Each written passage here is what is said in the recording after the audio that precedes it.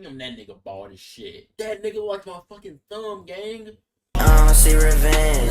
Oh, I always knew you was out with other niggas, and you thought I had no clue. Aaron Hernandez. Aaron Hernandez is Nigga started off with the mythical. Nigga dead ass started off with the mythical pool. Nigga, who would have thought of Aaron Hernandez being the first person on his list? Like, what? Out of everybody, nigga, OJ Simpson. Aaron Hernandez is first on the list. It's crazy. story might be the darkest and most infamous in NFL history. At just 23 years old, he was already a household name. He caught passes from Tom Brady. Nigga, the GOAT. Wait, matter of fact, I probably got a jersey. Hold up. Might be backwards on your screen, but the fucking GOAT. Nigga, the G-O. Wait. The GOAT. Fucking GOAT. Scored in playoff games and signed a $40 million contract extension 30 mil. that cemented him as one of the future faces of the New England Patriots. On the field, he was a nightmare matchup. Too fast for linebackers. But Chad, you gotta think about it, nigga. It's that CT that's getting in your head. Nigga, you taking multiple hits. And did y'all see the documentary, the Aaron Hernandez story? Nigga, he took a hit in college that fucking fucked up his mind, bro. That shit, damn. Like, and my teacher was talking about that shit today. Like how everybody going, and it felt like going crazy with brain damage and everything. They losing their minds for brain damage and CTE. That's like, fuck. That shit is outrageous. Too big for safeties. But off the field, rumors had followed him since college. At Florida, there were whispers about fights, drugs, and a hot temper that teammates had to constantly manage. The Patriots thought they could contain it. For a while, it looked like they had. Hernandez was dynamic, charismatic, and marketable. But by 2013, that image shattered when the body of semi-pro player And like, nigga, you gotta think about this shit, nigga. Like, they were, bro, this nigga right here, apparently in the documentary, he told his wife about something, but I don't know what it was.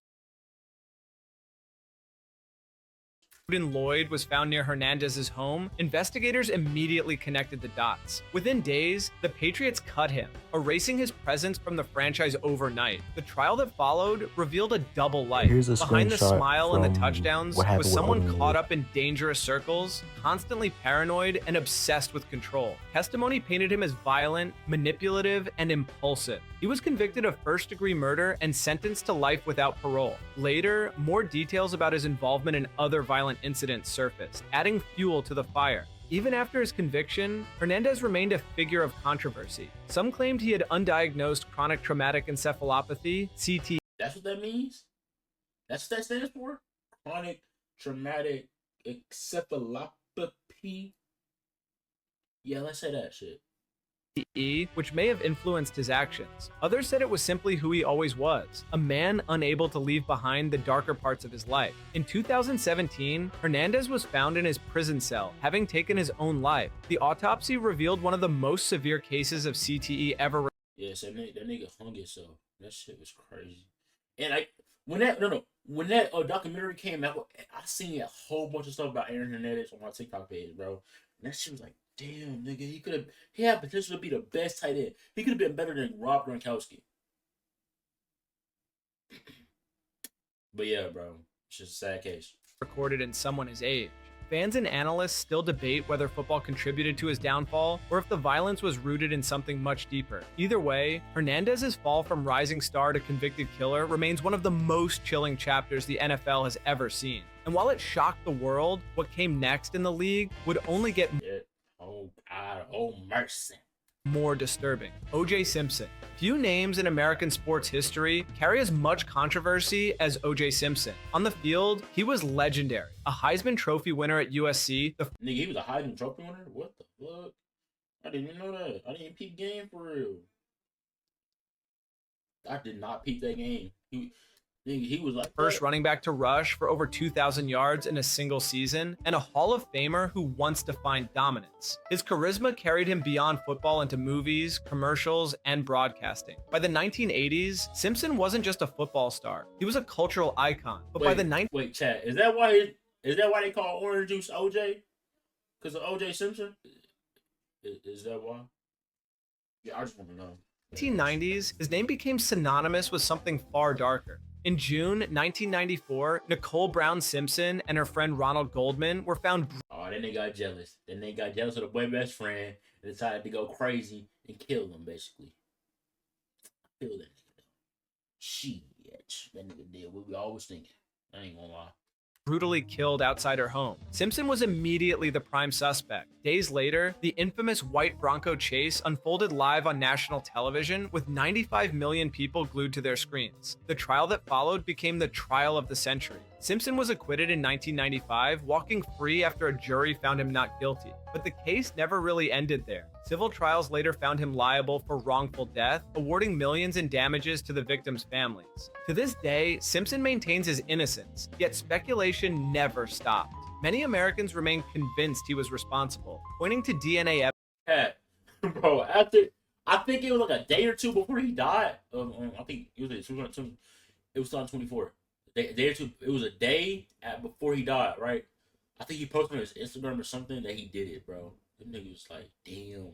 They probably felt dumb as fuck. I ain't gonna lie. Really? Yeah. That's interesting. I didn't know that. Evidence, history of domestic violence, and inconsistencies in his story. Others insist the LAPD botched the investigation and let bias cloud the case. Either way, Simpson's life after football became a spectacle. Parodies, documentaries, and endless debates kept his name alive. Later, controversies didn't help. In 2007, he was arrested in Las Vegas for armed robbery and kidnapping after a botched attempt to recover memorabilia he claimed was stolen from him. That conviction led to nearly 9 years behind bars. Even after his release in 2017, Simpson remained a lightning rod, active on social media, weighing in on sports and pop culture as though his past wasn't shadowing every word. His story is a haunting reminder of how one of football's greatest stars became one of the most polarizing figures in American history. And while OJ's case has been argued endlessly, the next NFL player's story... What the fuck is that? I dead ass don't know. I'm so real, I don't even know what that is. Who is that? Leaves no room for speculation. It is one of violence, tragedy, and wasted potential. Lawrence Phillips. If you want to talk about who the fuck is Lawrence Phillips? Please somebody enlighten me who Lawrence Phillips is, because I don't know who this is. Wasted potential in football, Lawrence Phillips sits near the top of that list. At Nebraska, he was unstoppable. A 6'2" running back with a rare mix of speed and... Nigga, 6'2" running back? Nigga, I think he got a 6-pack under that shit. That nigga pumping it on. Power. He carried the Cornhuskers to a national championship in 1994 and was seen as a surefire NFL superstar. But even in college, red flags were everywhere. Arrests for assault, violent behavior toward women, and a reputation for being uncontrollable followed him. The St. Louis Rams still took him 6th overall in the 1996 NFL draft, betting they could tame the chaos. They couldn't. Phillips' rookie year was marred by off-the-field trouble. He was cut. Wait, when did Mark Phillips play? I'm tweaking. When did Lawrence Phillips play? Really, nigga? What? They just said, I'm a dummy. They just said it. Oh my God. Like, what am I thinking? By the Rams after just 2 seasons, then bounced between the Dolphins and 49ers. His violent outbursts and erratic behavior outweighed the flashes of brilliance on the field. In 2005, things reached a horrific climax. Phillips was accused of driving his car into a group of teenagers after a pickup football game went wrong. And let you score the last touchdown so you trying to drive your car into the... Your ass must be stupid. You must be dumb. Killing them. Later, he was convicted of multiple counts of assault and eventually of domestic violence, leading to decades-long prison sentences. But that's not all. In 2015, while behind bars, Phillips was charged with the death of his cellmate, a former gang leader who was found lifeless in their cell. Authorities said Phillips strangled him. Facing life in prison without parole, Phillips' story ended tragically when he was later found in his cell, having taken his own life. Reports suggested he had been showing signs of severe mental instability long before. Looking back, many argue the NFL never should have drafted him, given because nigga, you gotta think about it. It's football. You getting hit in the head several times, and yeah, basically you get hit everywhere on your body, and then you constantly getting your head hit on the ground, like with wrestling, with WWE and stuff. It may be fake, but when they slam you on the ground, that's hitting your head on the mat. It's like messing up with your mind and stuff, you know? the warning signs from his Nebraska days, but teams chased talent, and in Phillips, they saw potential greatness, ignoring the storm brewing off the field. Instead of highlight reels, his legacy became courtrooms, prison cells, and headlines about violence. His story serves as one of the harshest lessons in NFL history. No amount of talent can outweigh a life spiraling out of control. If you think that's bad, the next case doesn't involve a prison cell. It involves a player who took his life and someone else's in a single shocking day. Bro, who the fuck are these niggas, bro? These random ass niggas. I don't know. Jovan Belcher. Jovan Belcher. Who is Jovan Belcher? Wait, do y'all wait, chat. Wait, old heads. They be watching my videos apparently, which I didn't know. Do y'all know who Jovan? Fuck no, baby. Jovan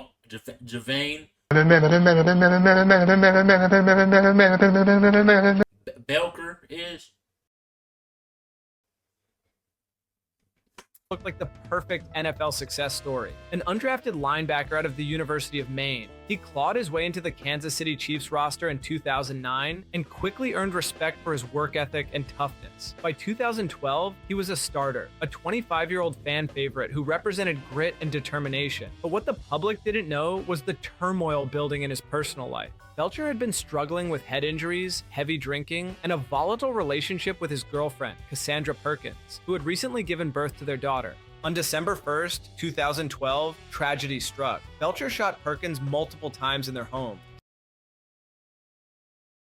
My nigga, what? So you telling me your baby is not gonna be able to see their mom or dad? Cause your ass decided to shoot their mom multiple times. Her instantly. He then drove to the Chiefs' practice facility, thanked his coaches for what they had done for him, and turned the gun on himself in the parking lot as team officials pleaded with him to put it down. The event shocked the entire league. The Chiefs still played their scheduled game the next day, a victory that felt hollow under the shadow of what had happened just 24 hours earlier. The aftermath raised difficult questions. Was Belcher suffering from CTE? Did repeated concussions play a role in the violence? His autopsy later confirmed brain damage consistent with players who had suffered from severe head trauma. Friends also testified that he had been drinking heavily and using painkillers. His family filed a lawsuit against the NFL, claiming the league failed to protect him from the consequences of repeated hits. And now that you got to think about it, the NFL nowadays, like now, does head I think either head like test or something. I don't know what it is. My teacher told me about this today, but they do it like every single month or something. Protocol, like testing your head and stuff, make sure you straight and good, like you okay and stuff. But yeah, that's crazy, bro. The case eventually settled, but the debate over how much football contributed to Belcher's collapse never fully ended. For many, Belcher's actions will never be forgiven, but his story serves as a haunting reminder of the dangerous intersection between mental health, violence, and the toll of the game. And yet, as tragic as this was, the NFL had already seen cases where the violence wasn't sudden. It was premeditated, calculated. Yeah, who is this? I'm constantly asking who it is. I don't know who these people are. I'm being so free. I'm not even trying to click for him. It's like, who are these people? And deliberate. Ray Caruth. Ray Caruth's story is one of the most Wait, I might know what this is. I might know what this is. Chilling in NFL history. Drafted in the first round by the Carolina Panthers in 1997, Caruth was a speedy wide receiver expected to be a star. He flashed early potential, even making the all-rookie team, but his career was derailed by injuries and inconsistency. By 1999, his name would forever be tied to one of the darkest crimes committed by an NFL player. Caruth was dating Cherika Adams, who became pregnant. She bad. Shit.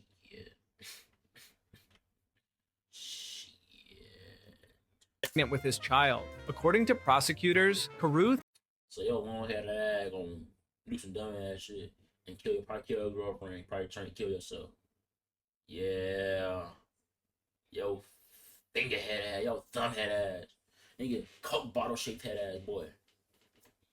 Damn. Didn't want the responsibility of fatherhood. On November. What? You didn't want the. What? You didn't want the responsibility of fatherhood, so you decided to kill her. You should have never stuck your meat in her buns. You should have never stuck your glizzy in her hot. Wait. You know what I mean? But, nigga, you didn't want what? 16th, 1999, as Adams drove her car in Charlotte, Caruth pulled in front of her while his associates ambushed her with gunfire. Adams. The fuck? Nigga. You could have asked her to have a plan B or a You could have asked her to give the baby away for adoption if you didn't want the kid. You didn't have to set up a whole gang-related attack on her. Look at the windows. Look at the window in the back of the house. This shit busted open. Damn. Adams was struck 4 times, but survived long enough to call 911, telling dispatchers Carruth was involved. She later died from her injuries, but doctors saved the baby, Chancellor Lee Let's go. Bless you, Lord. Bless you. Adams, who was born with cerebral palsy due to lack of oxygen during the shooting. My nigga.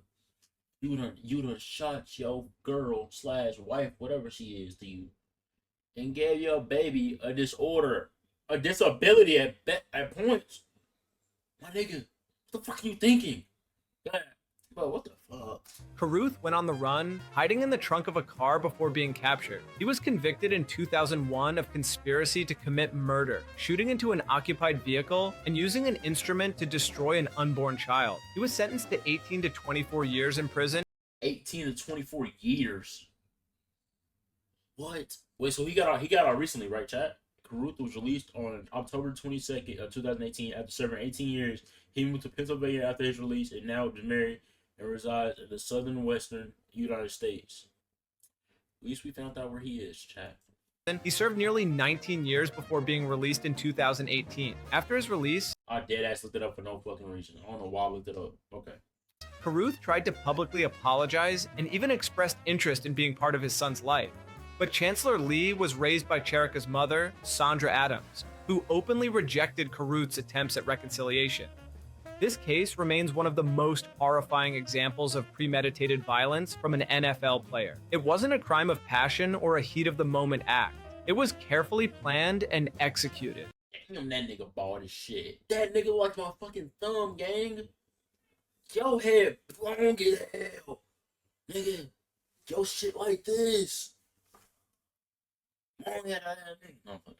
The image of a promising receiver orchestrating the death of his unborn child's mother shocked not just sports fans, but the entire country. And it serves as a grim reminder that talent and fame don't shield someone from making monstrous choices. Robert Rozier. Robert Rozier Who the fuck is Robert Rozier, chat? isn't a household name in football, but his story is one of the strangest intersections of sports and crime. Drafted by the St. Louis Cardinals in 1979. Wait, I think my teacher played in 1979. I'm asking about him tomorrow. What's his name? Robert Rozier? Rozier was a defensive end with incredible athleticism, but his NFL career lasted just 6 games before he was released. Most players in that situation might drift into regular life or try their hand in other leagues. Rozier's path, however, took a much darker turn. After leaving football, Rozier became entangled with the Nation of Yahweh, a violent cult in Miami led by Yahweh Ben What the fuck? A cult in Miami? Yahweh. The group preached racial supremacy and demanded total loyalty. With Go from the NFL to a racist cult. What? That has to be the biggest downfall I've seen. I ain't gonna hold you. Cause what? members allegedly carrying out violent attacks to prove their faith. Rozier admitted years later that he killed at least 7 people while working as a hitman for the cult. Often, Nigga, you killed 7 people. Nigga, you caught 7 hats for a racist cult. What the fuck? And you got some little ass braids. I'm gonna go. What are you doing with your life, man? Lock in. target Yo, shiny ass forehead and shit like a damn. Nigga got a Vegeta hairline. How do your hairline make an M symbol? Damn, lock in. targeting random white men as part of initiation rituals. When police finally caught up, Rozier struck a plea deal, confessing to multiple murders in exchange for a reduced sentence. This nigga dead as a snitch. He put a gun. Oh my God. Yo, this nigga actually cooked, bro. He served about a decade in prison and was released under witness protection. For a while, it seemed like he might disappear quietly, but in the late 1990s, Rozier was arrested again under California's 3 strikes law for check fraud. Because of his prior crimes, that conviction turned into a 25 years to life sentence. Rozier's case is chilling, not just because of the murders, but because of how far removed it is from the NFL spotlight. He wasn't a star. He wasn't even a longtime pro. But the fact that a former NFL player went from the gridiron to cult-driven killings shocked fans when the truth emerged. His story doesn't carry the fame of Hernandez or OJ, but it represents the unsettling truth that even the most unlikely players can have the darkest double lives. And believe it or not, the next name on this list was a Super Bowl champion whose crimes left fans speechless. Darren Sharper. Darren Sharper's fall stunned the Nigga, I don't know who none of these niggas is. If y'all can inform me in the comments of this video, please. football world because it came from someone with Hall of Fame credentials. Drafted by the Packers in 1997, he became one of the most decorated safeties of his era. He earned 5 Pro Bowl nods, won a Super Bowl with the Saints. 41-22. Eagles was ass. Nigga was butt. Oh, good shit with the Pro Bowls, my nigga. Even though you killed somebody, but good shit with the Pro Bowls. Nigga. And retired in 2011 with 63 interceptions. Tied for 7th most. Nigga was time for 8th. With Ed Reed. Nigga, Ed Reed had 1 interception. Bro, more than this nigga, bro. Who had the first? Most career interceptions in NFL history. Paul Crayuse with 81 interceptions. Emmett, I can't see the name. Most in NFL history. By all accounts, he was destined for Canton. Instead, his name is now synonymous with one of the most disturbing scandals to ever hit the league. In 2014, shocking reports surfaced. Nigga, rape? She wouldn't let you hit, gang? So you told her to put something in her drink and started going crazy in the bed? Alright, bruh. That Sharper had been accused of drugging and assaulting multiple women across several states. What began as whispers exploded into a sprawling investigation that uncovered a pattern of predatory behavior stretching back He did it to a little kid? You lying? years. Authorities in Louisiana, California, Arizona, and Nevada all tied him to crimes that followed the same disturbing pattern: slipping substances into drinks, waiting for victims to lose consciousness. She bad, though. Nigga, she bad. She. Damn, nigga, why you gotta do that, my nigga? Lock in, bruh. Talk to the females. Don't drug them. Don't rape them. Talk to them. But she bad.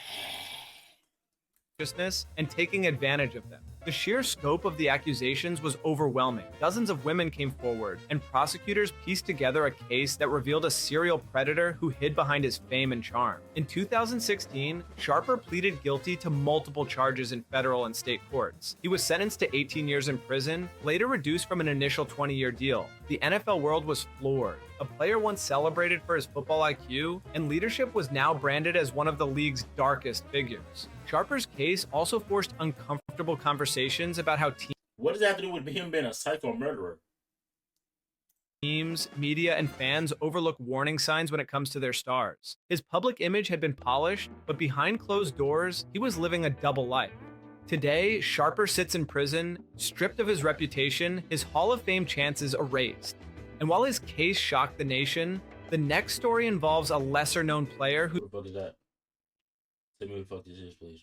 whose crime had all the makings of a Hollywood thriller, Justin Cox. Justin Cox was never a big name in the NFL, but his story is a sobering reminder of how quickly things can unravel. Coming out of Mississippi State, Cox was known for his speed and versatility as a defensive back. He wasn't a first-round prospect, but he had enough talent to earn a shot at the pros. Yet almost as soon as opportunity came, it slipped away, thanks to off-the-field violence that forever I'm assuming this is like 2013. I'm assuming this is the 2013 draft combine. scarred his reputation. While still in college, Cox was suspended multiple times for various issues, including arrests for burglary and domestic violence allegations. Scouts were already nervous. Damn, nigga, you in a college gang. You gotta leave the street life alone, man. But the Kansas City Chiefs took a chance in 2015, signing him as an undrafted free agent. It didn't last. Just months later, Cox was arrested again, this time on charges that included burglary and assault. The Chiefs quickly cut ties, and his NFL dreams were effectively over before they began. The most troubling part wasn't just the pattern of arrests, it was the violence described in police reports, painting him as someone incapable of controlling his temper. Though some charges were eventually dropped, the stigma stuck. No other team wanted to touch him. By 2016, Cox's career was over, replaced by a rap sheet that grew longer than his football resume. Unlike Hernandez or Caruth, Cox's crimes didn't dominate national headlines, but within football circles, his name became shorthand for wasted talent and squandered opportunity. Fans never got to see what he could have become on the field, because his own actions off of it destroyed every chance he had. And while Cox's story is bad enough, the final case on this list involves a player who actually made the NFL, only to commit a crime so brutal it ended in life behind bars. Kevin Allen. Kevin Allen's NFL career was over almost before it began. Drafted by the Philadelphia What did he do? Eagles in the first round in 1985, he was supposed to anchor their offensive line for years to come. Instead, he became one of the biggest draft busts in team history. Coaches quickly grew frustrated with his lack of conditioning and discipline. Teammates mocked him, fans ridiculed him, and within just one season, his NFL career was essentially finished. But what happened after football was far worse. In 1986, Allen and an accomplice were convicted of a horrific crime: rape and second-degree murder.